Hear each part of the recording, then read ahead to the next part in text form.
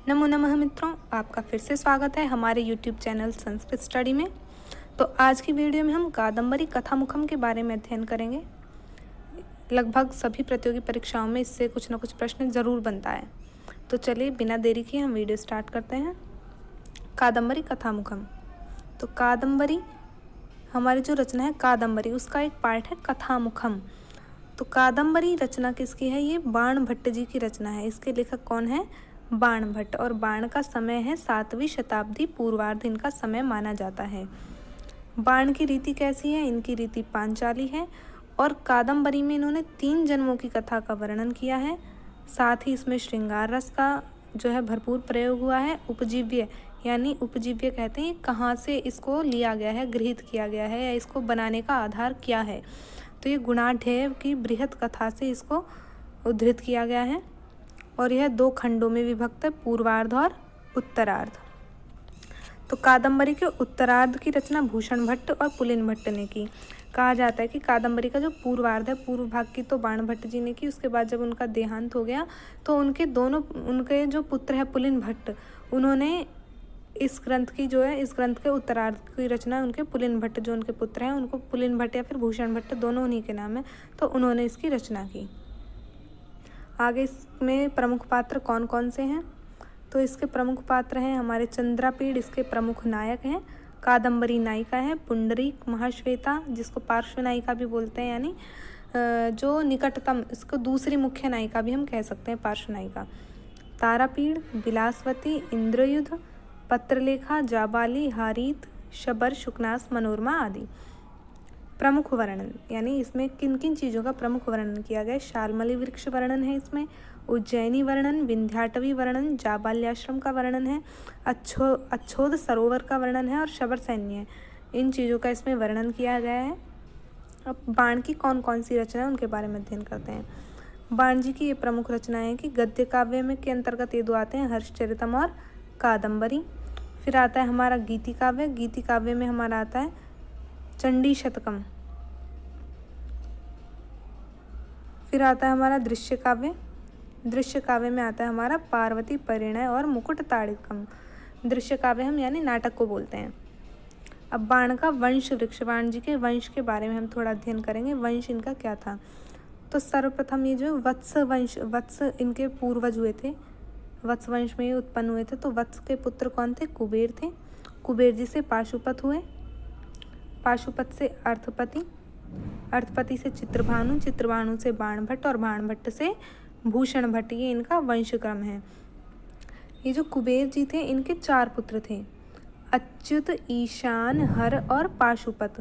तो जो चौथा पाशुपत है उनके थे अर्थपति। फिर इनसे इनका इस तरह से क्रम चला है, फिर चित्रभानु, फिर बाण भट्ट और फिर भूषण भट्ट। अब चलिए कादम्बरी के मंगलाचरण के बारे में बात करते हैं। तो इसका मंगलाचरण हमारा इन्होंने लगभग 3 श्लोक दिए हैं मंगलाचरण में। तो इसमें जो हमारा प्रथम ही श्लोक है ये है, रजोजुषे जन्मनि सत्ववृत्तये स्थितौ प्रजानां प्रलये तमः स्पृशे अजाय सर्ग स्थिति नाशे तवे त्रयीमयाय त्रिगुणात्मने नमः। यानी कादम्बरी कथामुख प्रकरण में जो मंगलाचरण है वो नमस्कारात्मक मंगलाचरण है। इसमें परब्रह्म की वंदना की गई है। इसमें किसकी? परब्रह्म की वंदना की। कादम्बरी के प्रारंभ में बाण भट्ट ने 20 श्लोकों की रचना की है। सॉरी, ये मिसप्रिंट हो गया। तो कादम्बरी के प्रारंभ में बाण भट्ट ने 20 श्लोकों की रचना की है। प्रारंभिक 3 श्लोक देवताओं की स्तुति में लिखे गए हैं। तदनंतर गुरु वंदना, खल निंदा आदि विषयों का वर्णन करके अंत में कवि ने वंश क्रम का उल्लेख किया है और कथा का आरंभ राजा शूद्रक के वर्णन से होता है। और ये हमने पहले भी बताया था ऊपर की बाण की रीति कौन सी है? वो पांचाली है। तो इस कहानी में जो है वो 3 जन्मों का इसमें वर्णन किया है। तो ये 3 जन्मों का वर्णन मतलब 3 जन्म कौन कौन से हैं, वो अपने पूर्व जन्म में क्या क्या थे, इसके बारे में बताते हैं कि चंद्रापीड़, वैशंपायन, पत्रलेखा, इंद्रायुध और चांडाल कन्या। तो इनका 3 जन्म क्या था? इसमें प्रथम जन्म में चंद्रापीड़ चंद्रमा था और दूसरे जन्म में वो चंद्रापीड़ हुआ और तीसरे जन्म में वो राजा शूद्रक के रूप में हुआ। और जो वैशंपायन है वो अपने पूर्व जन्म में पुंडरीक था, फिर वैशंपायन, और फिर उसके बाद उसने शापवश शुक यानी तोते का रूप धारण कर लिया। पत्रलेखा जो थी वो रोहिणी थी पूर्व जन्म में, फिर पत्रलेखा हुई। इंद्रायुध वो कपिंजल था पूर्व जन्म में, फिर इंद्रायुध। और चांडाल कन्या जो थी वो लक्ष्मी थी पूर्व जन्म में, और इस जन्म में क्या है, वो चांडाल कन्या है। तो इस कहानी में जो है थोड़ी जो ये चंद्रापीड़ है, ये किसके, राजा तारापीड़ के पुत्र थे। कौन, राजा तारापीड़। और ये कहाँ, विदर्भ देश विदिशा नगरी के राजा थे तारापीड़। और तारापीड़ की पत्नी कौन थी, विलासवती इनकी पत्नी थी। तो चंद्रापीड़ के पिता कौन हो गए, तारापीड़। और इधर ये जो वैशंपायन है, वैशंपायन किसके पुत्र थे, ये थे शुकनास के। शुकनास कौन था, शुकनास राजा तारापीड़ का मंत्री था।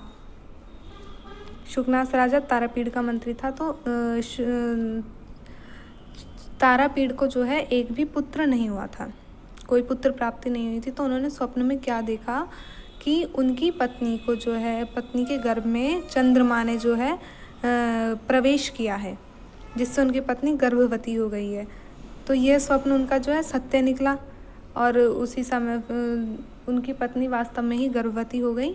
और फिर कुछ समय बाद उन्होंने यथापूर्व अपने मतलब पुत्र को जन्म दिया। उसके बाद साथ ही साथ जिस दिन उन्होंने अपने पुत्र को जन्म दिया था, तो तभी उनके जो मंत्री हैं शुकनास, उनकी पत्नी ने भी पुत्र को जन्म दिया। शुकनास की पत्नी का नाम था मनोरमा। शुकनास की पत्नी कौन है, मनोरमा है।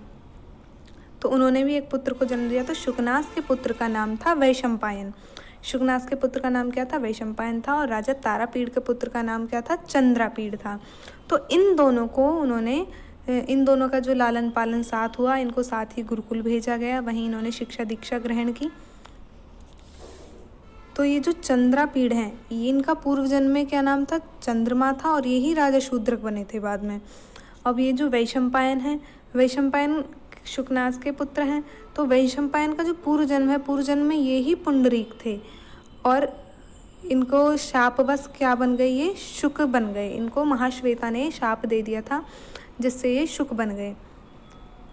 तो इस कथा का इसमें इस तरह से वर्णन किया गया। और चांडाल कन्या को ने राजा शूद्रक की सभा में, जब राजा शूद्रक की सभा में चांडाल कन्या एक तोते को लेकर आई थी, वह उनसे कहते हैं कि तोता सभी शास्त्रों का ज्ञाता है, सब चीज़ों का मतलब बहुत ही विद्वान अद्भुत तोता है ये। तो उनको भेंट स्वरूप उस तोते को देना चाहती थी। उस समय तोते ने राजा शूद्रक के सामने एक उनका अभिवादन के लिए एक श्लोक का, संस्कृत में श्लोक का गान किया, तो जिससे राजा शूद्रक बहुत ज़्यादा प्रभावित हो गए। फिर वो राजा उसको भेंट स्वरूप स्वीकार कर लेते हैं। फिर बाद में वो राजा शूद्रक जो है वो तोते से पूछते हैं कि आप जो है इतने विद्वान कैसे हैं, मैं आपके पूर्व जन्म की कथा को सुनना चाहता हूँ। आप पूर्व जन्म में क्या थे, आपने इस जन्म में तोते का रूप कैसे ग्रहण किया। तब जो शुक है वो अपनी कथा बताता है कि वो कैसे कैसे मिला, कि कैसे कैसे उनको मिला, इस तरह से इसका वर्णन है। तो इतना तो आपको क्लियर हो गया होगा कि चंद्रापीड़ कौन थे, वैशंपायन कौन थे। तो चंद्रापीड़ राजा तारापीड़ के पुत्र थे, इनकी पत्नी का नाम विलासवती था। और वैशंपायन तारापीड़ के जो मंत्री हैं शुकनास, उनके पुत्र थे, और उनकी पत्नी का नाम क्या था, विलासवती था। और कादम्बरी कौन है, कादम्बरी इसकी नायिका है। इस कहानी की नाम से ही ज्ञात हो जाएगा हमें कि कादम्बरी, कथा का नाम ही कादम्बरी। तो कादम्बरी क्या है, इसकी कथा की नायिका है, और नायक कौन है, राजा चंद्रापीड़ है।